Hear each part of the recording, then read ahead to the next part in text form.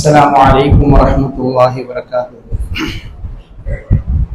الحمد لله نحمده ونستعينه ونستغفره ونؤمن به ونتوكل عليه ونعوذ بالله من شرور أنفسنا ومن سيئات أعمالنا. من يهده الله فلا مضل له ومن يضلل فلا هادي له. نشهد أن لا إله إلا الله وحده لا شريك له ونشهد أن سيدنا مولانا محمدا عبده ورسوله أرسله بالحق بشيرا ونذيرا وداعيا إلى الله بإذنه سراجا منيرا. أما بعد فقد قال الله تعالى في كلامه العزيز بعد أعوذ بالله من الشيطان الرجيم: الرجال قوامون على النساء بما فضل الله بعضهم على بعض وبما أنفقوا من أموالهم فالصالحات قانتات حافظات للغيب بما حفظ الله. وقال نبينا صلى الله عليه وسلم: استوصوا بالنساء خيرا فإنهن خلقن من ضلع وإن أعوج شيء في الضلع أعلاه فإن ذهبت تقيمه كسرته وإن تركته لم يزل أعوج فاستوصوا بالنساء أو كما قال عليه الصلاة والسلام. கண்ணியத்திற்கும் மேன்மைக்கும் உரிய அல்லாஹ்வின் நல்லடியார்களே, இந்த தருணங்களில் அதிகமான திருமணங்கள் நடந்து கொண்டிருக்கின்றன. அல்லாஹ் தஆலா இந்த திருமணங்களை கொண்டு செய்திருப்பவனாக. அந்த இதுவரை எந்தெந்த திருமணங்கள் நடந்திருக்கின்றதோ அவர்களுடைய அந்த மணமக்களுடைய வாழ்க்கையை செழிப்பாக ஆக்கி வைப்பானாக. இனி நிறைய இருக்கக்கூடிய திருமணங்களையும் அல்லாஹ் கொண்டு செய்திருப்பவனாக. கண்ணியமானவர்களே, ஒரு மனிதன் சக மனிதனுடன் இருக்கக்கூடிய உறவுகளில் ஆக உயர்ந்த உறவு கணவன் மனைவி என்ற உறவு. தாய் தந்தை பிள்ளை மகன் மகள் என்ற உறவு இருக்கின்றது. ஆனால் அதே சமயம் ஒரு புனிதமான ஒரு உறவு என்று சொன்னால் கணவன் மனைவியுடைய உறவு. அல்லாஹ் சுப்ஹானஹு வ தஆலா ஹஜ்ரத் ஆதம் அலைஹிஸ்ஸலாம் அவர்களை படைத்து அவர்களுக்கு முதலாக ஏற்படுத்தி கொடுத்த உறவு இந்த திருமண உறவு தான். அவர்களுக்கு துணைக்காக ஆதம் அலைஹிஸ்ஸலாத்தை படைத்து அவர்களுக்கு தந்தையோ தாயோ ஏற்படுத்தவில்லை, அல்லது தன்னுடைய சக்தியினால் அவர்களுக்கு பிள்ளைகளை ஏற்படுத்தவில்லை. மாறாக மனைவி என்ற ஒரு உறவை ஏற்படுத்தி கொடுத்தான். அல்லாஹ் சுப்ஹானஹு வ தஆலா திருமறையிலே சொல்லும் பொழுது லிதஸ்குனூ இலைஹா, அந்த பெண்ணின் மூலம் உங்களுக்கு ஒரு சுகூனத் என்ற அமைதி கிடைப்பதற்காக என்று சொல்கிறார். கண்ணியத்திற்குரியவர்களே, இந்த இல்லறத்தின் மூலமாக நாடப்படக்கூடிய முக்கியமான விஷயங்களில் மிக மிக முக்கியமானது மனதுடைய நிம்மதி, சந்தோஷம், அமைதி. இது இந்த கணவன் மனைவி என்ற உறவின் மூலமாகத்தான் நிச்சயமாக ஏற்பட முடியும். ஆனால் அதே சமயம் அந்த திருமண உறவு 1000 காலத்து பயிர் என்று சொல்வார்கள் தமிழில். ஆனால் மாற்றாக சொல்வதை போல கல்லானாலும் கணவன் புல்லானாலும் புருஷன் என்பது நம்மிடத்திலே கிடையாது. அதனால் கணவன் மனைவி என்ற இந்த உறவு நீடித்திருக்க வேண்டும், பாதுகாக்கப்பட்டிருக்க வேண்டும் என்று சொன்னார். ஒவ்வொரு கணவனும் தான் தன்னுடைய மனைவிக்கு செய்ய வேண்டிய கடமைகள் என்ன, அதே போன்று ஒவ்வொரு மனைவியும் தன்னுடைய கணவனுக்கு செய்ய வேண்டிய கடமைகள் என்ன என்பதை முதலிலே விளங்க வேண்டும். கண்ணியத்திற்குள்ளே யாரெல்லாம் கல்யாணம் முடித்து அல்ஹம்துலில்லாஹ் இதுவரை நம்முடைய வாழ்க்கை கணவன் மனைவி பிள்ளை குட்டிகள் பேரன் பேத்திகள் என்பதாக ஓடிக்கொண்டிருக்கிறதோ அல்ஹம்துலில்லாஹ் பெரிய பாக்கியசாலி. புதிதாக நடக்க இருக்கக்கூடிய திருமணங்களில் இருக்கக்கூடிய மணமக்களுக்கு இந்த செய்தியை முக்கியமாக நான் சொல்ல ஆசைப்படுகின்றேன். திருமணம் என்பது திருமணத்தின் மூலமாக ஏற்படக்கூடிய இந்த உறவு நீடித்திருப்பதற்கு மிக மிக முக்கியமானது என்று சொன்னால் கணவன் மனைவி இருவரும் ஒருவர் மற்றவரை புரிந்து நடந்து கொள்வது. தன்னுடைய கணவனுக்கு என்னென்ன விஷயங்கள் பிடிக்கும் இதை மனைவி விளங்கி நடந்து கொள்ள வேண்டும். தன்னுடைய மனைவிக்கு என்னென்ன விஷயங்கள் பிடிக்கும், என்னென்ன விஷயங்கள் பிடிக்காது, மார்க்கம் அனுமதித்த வகையில் என்ன விஷயங்களை அவர்கள் ஆசைப்படுவார்கள் என்பதை விளங்கி நடந்து கொண்டாலே பெரும்பாலான பிரச்சனைகளுக்கு தீர்வு கொண்டு விடலாம். இன்று எங்கெல்லாம் பிரச்சனை வருகின்றதோ அல்லாஹ் காப்பாற்ற வேண்டும். ஒரு சில இடங்களிலே மிக வயது முழுக்கும் கூட கணவன் மனைவிக்கு மத்தியில் பிரச்சனை வருகிறது. அடிப்படை என்னவென்று யோசித்து பார்த்தால் அவர்களுக்கு மத்தியிலே சரியான புரிந்துணர்வு இல்லை. இந்த புரிந்துணர்வு வந்துவிட்டால் நமக்கு முன்னால் முன்மாதிரியாக இருந்தவர்கள் நம்முடைய சஹாபாக்களுடைய சரித்திரங்களை கிதாபுகளை புரட்டி பார்க்கும் பொழுது இந்த புரிந்துணர்வு இருந்ததின் காரணமாக அல்லது அவர்களுக்கு சுயமாக இல்லை, அவர்களுடன் இருக்கக்கூடியவர்கள், அவர்களுடைய நண்பர்கள் அல்லது அவர்கள் மீது அக்கறை கொண்டவர்கள் அவர்களுக்கு அந்த விஷயங்களை எடுத்து சொல்லும் பொழுது அவருடைய வாழ்க்கை சரியான பாதையிலே சென்று விட்டதை நாம் காண்கிறோம். அவர்களும் பல சந்ததிகளை பேத்திகளை எடுத்து ஒரு சுகமான வாழ்க்கை இந்த உலகிலே வாழ்ந்து அவர்கள் சென்று விட்டார்கள் என்பதை காண்கிறோம்.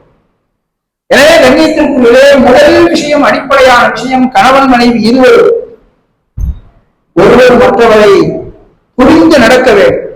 அவரிடத்திலே ஏதேனும் குறைகள் இருக்கலாம், சில தவறுகள் ஏற்படலாம். ஆனால் அந்த தவறுகளை சகித்து புரிந்து நடந்து கொள்ள வேண்டும். பெருமானார் ஸல்லல்லாஹு அலைஹி வஸல்லம் அவர்கள் மதீனாவுக்கு வந்த ஆரம்பத்திலே யார் ஹிஜ்ரத் செய்து வந்தார்களோ அந்த முஹாஜிர்களுக்கும் மதீனாவிலேயே இருக்கக்கூடிய அன்சாரிகளுக்கும் மத்தியிலே சகோதரத்துவத்தை ஏற்படுத்தினார். ஹஜ்ரத் சல்மான் ஃபாரிஸி ரலியல்லாஹு அன்ஹு அவர்கள் வெளியிலிருந்து ஹிஜ்ரத் செய்து வந்தவர்கள். ஹஜ்ரத் அபூ தர்தா ரலியல்லாஹு அன்ஹு அவர்கள் மதீனாவாசி. இரண்டு நபர்களையும் இருவரையும் சகோதரர்களாக ஆக்கி வைத்திருந்தார். ஹஜ்ரத் சல்மான் ஃபாரிஸி ரலியல்லாஹு அன்ஹு அவர்கள் இரவிலே தங்குவது கூட ஹஜ்ரத் அபூ தர்தா ரலியல்லாஹு அன்ஹு அவருடைய வீட்டில் தான் இருந்தது. ஆரம்ப காலத்திலே அவருடைய மனைவியிடம் வீட்டுக்கு செல்கின்றார்கள். அங்கே மனைவி இயல்பான ஒரு கணவன் உள்ள ஒரு பெண் எப்படி இருப்பார்களோ அந்த நிலையில் அவர்களுடைய ஆடைகள் இருக்கவில்லை. எனவே என்னவென்று விசாரிக்கின்றார்கள்.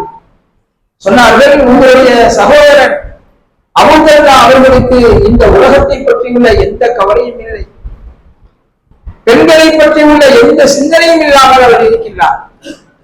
கண்ணியத்திற்குள்ளே ஒரு மனிதனுக்கு இபாதத்து வேண்டும். சில இபாதத்துகள் ஃபர்து, கட்டாயம், நிச்சயமாக செஞ்சுத்தான் ஆக வேண்டும். ஆனால் அதற்காக அந்த வணக்கங்களில் கூட அளவு கடந்து போய் தன்னுடைய மனைவியுடைய ஹக்கை, தன்னுடைய சக லைஃப் பார்ட்னர் என்று சொல்லக்கூடிய வாழ்க்கை துணையாக இருக்கக்கூடியவர்களுடைய ஹக்குகளை பாதிக்கின்ற அளவுக்கு வணக்கங்களிலே ஈடுபடுவதை பெருமானார் ஸல்லல்லாஹு அலைஹி வஸல்லம் அவர்கள் அனுமதி அளிக்கவில்லை. சொன்னார்கள், உங்களுடைய சகோதரனுக்கு இந்த உலகத்தை பற்றியுள்ள எந்த சிந்தனையும் இல்லாமல் இருக்கின்றார்கள், அதாவது கணவன் மனைவியுடைய ஹக்குகளை இவர்கள் பேணி நடக்கவில்லை என்று குற்றம் சுமத்தினார். சிறிது நேரத்திலே ஹஜ்ரத் அபூ தர்தா ரலியல்லாஹு அன்ஹு அவர்கள் வீட்டிற்குள்ளே வருகின்றார்கள். வந்து அவர்கள் உணவு தயார் செய்து, தன்னுடைய சகோதரன் ஆரம்ப காலத்திலே அப்படி சொல்லப்பட்டிருந்தது, அந்த சகோதரன் என்ற அடிப்படையிலே ஹஜ்ரத் சல்மான் ஃபாரிஸி ரலியல்லாஹு அன்ஹு அவர்களுக்கு உணவு தயாரித்து கொடுக்கின்றார். சாப்பிடுங்கள் என்று சொன்னார்கள். அபூ தர்தா சொன்னார்கள், சல்மான் ரலியல்லாஹு அன்ஹு சொன்னார்கள், இல்லை, நீங்கள் சாப்பிட்டால் தான் நான் சாப்பிடுவேன். அவர் சொன்னார்கள், நான் நோம்பு வச்சிருக்கேன்.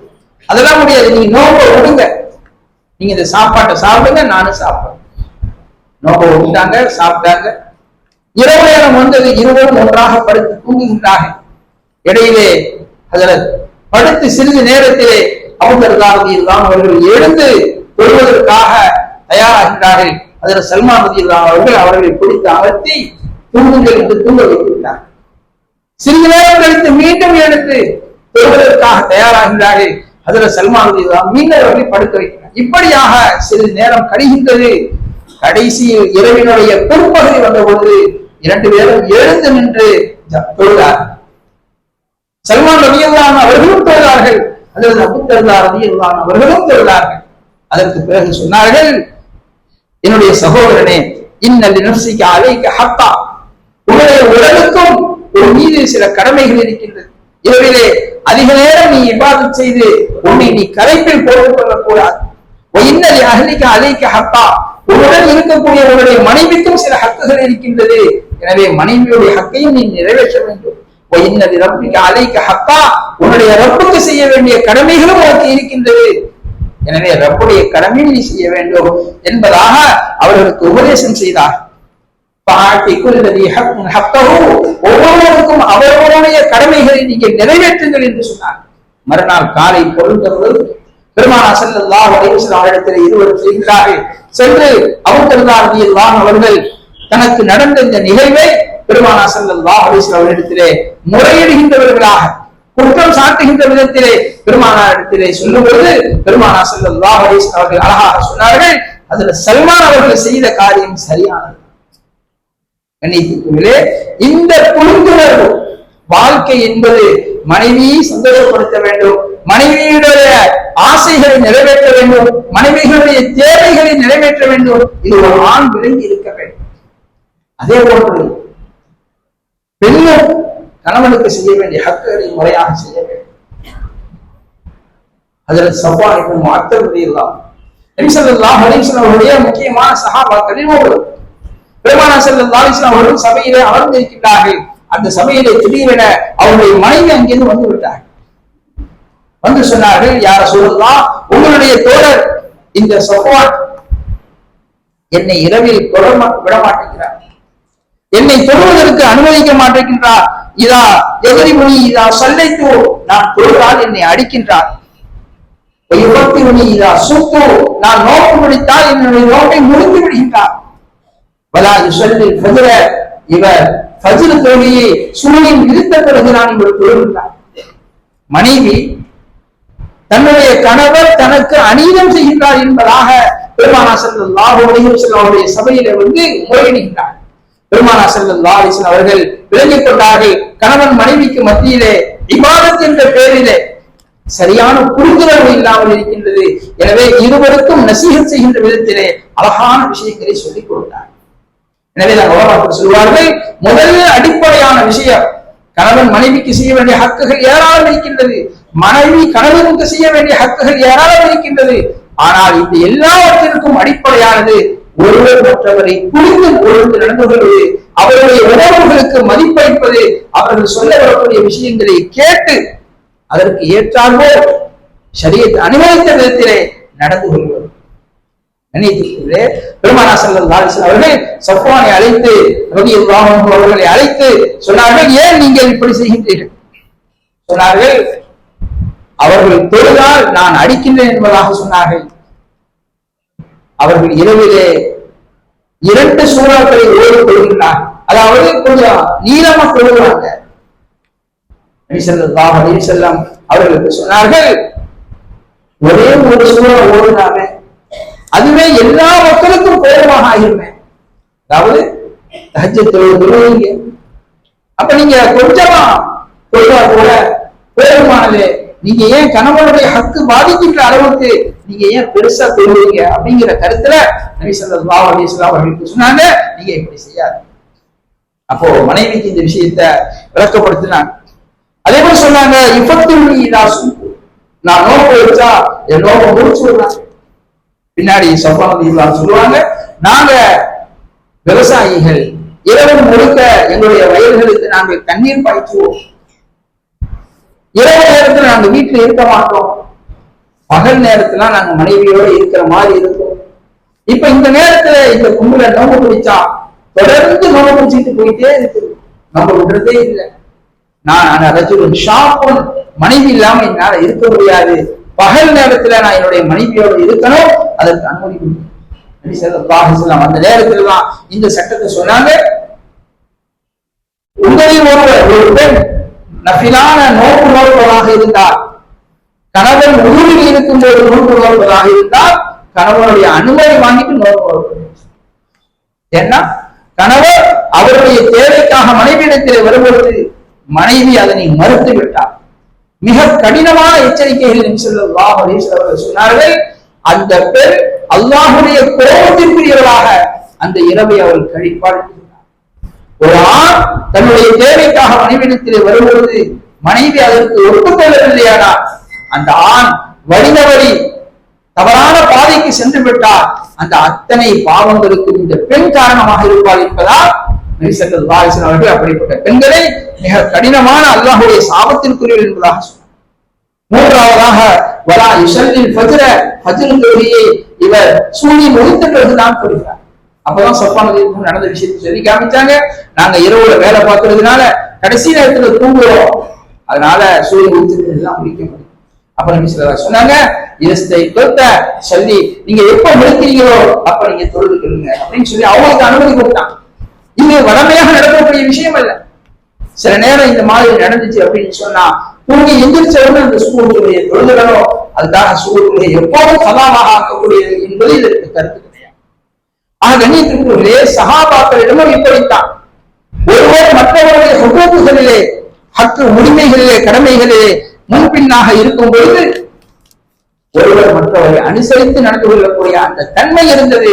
அதனால் அவருடைய வாழ்க்கை செழிப்பாக இருந்தது. அதே அபூ தர்தாவுடைய தன்னுடைய மனைவியிடத்தில் சொல்வார்களா, இதா ராய்த்தினி நான் சில நேரத்துல ரொம்ப கோபமாக இருக்கிற மாதிரி உனக்கு தெரிஞ்சா அந்த நேரத்துல நீ என்னிடத்துல இன்னும் கோபப்படுத்தக்கூடிய விஷயங்கள் என்னிடத்துல நீ பேசாத. எதை சொன்னா நான் அமைதி அடைவோ பொருத்திக்கொள்வோ அந்த விஷயங்களை என்கிட்ட சொல்லிடு.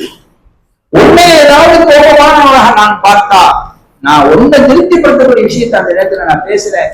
இந்த விஷயத்தை முன்னாடியே அந்த சஹாபி சொல்லி வச்சிருந்தாங்க என்பதாக எழுதப்படும். கண்ணியத்துக்குரியவர்களே, இப்படித்தான் சஹாபாக்கள், தாபியீன்கள், பின்னால் உள்ள நல்லோர்கள் அவருடைய வாழ்க்கையை அழகாக ஆக்கிக் கொண்டார்கள். அந்த வாழ்க்கை பிறருக்கு முன்மாதிரியாக நடந்தது. எனவே கண்ணியத்துக்குரியவர்களே, நமக்கும் புதிதாக மன வாழ்க்கையில் நுழையக்கூடிய சங்கமிக்க இந்த மணவாளர்களுக்கு நான் இந்த நேரத்திலே சொல்கின்றேன், வாழ்க்கை என்பது அந்த கணவன் மனைவி என்ற அந்த ஒரு வாழ்க்கை அது நிம்மதியான வாழ்க்கையாக ஆக வேண்டும் என்று சொன்னால் முதல் விஷயம், அடிப்படையான விஷயம் இந்த புரிந்துணர்வு நம்மிடத்திலே வந்துவிட. இமாம் அஹ்மது பின் ஹம்பல் ரஹிமஹுல்லாஹ் அவர்கள் அப்பாஸா பின்த் அல் முஃபல்லல் என்ற ஒரு பெண்ணை திருமணம் செய்திருந்தார். சொன்னார்கள் அகாமத் உம்மு சாலிஹ், அவருடைய இன்னொரு பேர் உம்மு சாலிஹ். சொன்னாங்க மழை சனா, என்னுடன் 20 ஆண்டு காலம் கணவன் மனைவியாக நாங்கள் வாழ்ந்திருக்கின்றோம். எனக்கும் என்னுடைய மனைவிக்கு மத்தியிலே ஒரு வார்த்தையில் கூட நாங்கள் கருத்து வேற்றுமை கொண்டதில்லை. அவங்க சொன்னா நான் ஏற்றுக்கிடுவேன், அல்லது நான் சொன்னா அவங்க ஏற்றுக்கிடுவோம். கண்டிப்பாக இப்படியெல்லாம் வாழ்ந்திருக்கின்றார். பிரிவு என்பதற்கு தலாக் என்ற அந்த ஒரு வார்த்தை அவருடைய 60-70 வருஷ வாழ்க்கையை அது சின்ன பின்னமாக ஆக்கிவிடுகிறது. அவசரப்பட்டு அந்த வார்த்தையை நான் சொல்லிவிட்டால் என்னுடைய வாழ்க்கை அது சூன்யமாக ஆகிவிடும் என்பதாக அவர்கள் சொன்னார். அதே போன்று சஹாபாக்களில் பிரசித்தமானவர்கள் தாரீகுடைய கிதாபுகளிலே, நசீஹத்துடைய கிதாபுகளிலே சொல்லப்பட்டிருக்கின்றது. அதற்கு உமர் ரலியல்லாஹு அன்ஹு அவர்களிடம் ஒரு மனிதர் வருகின்றார். என்னுடைய மனைவி என்னை அதிகமாக பேசுகிறார் என்று முறையிடுவதற்காக வேண்டி வருகிறார். அதற்கு உமர் ரலியல்லாஹு அன்ஹு அவர்களே வீட்டில் உள்ளே இருக்கின்றார்கள். அவர்களுடைய சத்தத்தை விட அவருடைய மனைவியுடைய சத்தம் ஓங்கி இருப்பதை அவர் கண்டார். வந்தவர் பாதியிலே திரும்பி போறார்.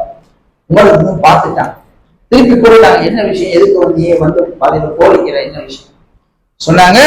நான் என்னுடைய மனைவியை பற்றி முறையிடுவதற்காக உங்களிடத்திலே வந்தேன், ஆனால் என்னுடைய நிலைமை மாதிரிதான் உங்களுடைய நிலைமையும் இருக்கின்றது.